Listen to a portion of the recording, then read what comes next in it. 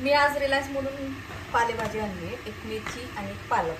तर आता 10च्या आत जर रिलायन्स मध्ये गेलं तर तुम्ही कुठली भाजी, कढीपत्ता, शेपू, मेथी, पालक, मिंट, म्हणजे ते आपलं काय म्हणते त्याला, मिंटला काय म्हणतात रे मराठीत, पुदिना, पुदिना, आळूची पानं, या सगळ्या गोष्टी 9 रुपये असं मिळेल, 9 रुपये जुडी. आणि त्याच्यानंतर गेलं तर मग जे काय रेट असेल ते असं. पण मी एक ऑब्झर्व केलं, हो मी ऑब्झर्व केलं 9च्या आत जे भाज्या असतात त्या सगळ्या जुन्या बिन्या सुकलेल्या विकलेल्या, म्हणून ते 9 रुपयाला देत असतील. आणि त्याच्या पुढे जर घेतली तर मग फ्रेश वगैरे. आता मला पालक जी आहे एकदम फ्रेश अशी छान मिळाली आहे. इव्हन मेथी सुद्धा, इव्हन सगळ्या भाज्या छान फ्रेश होतात. म्हणजे सेल्स टेक्निक आहे, त्या सगळ्या मार्केटिंग टेक्निक आहे.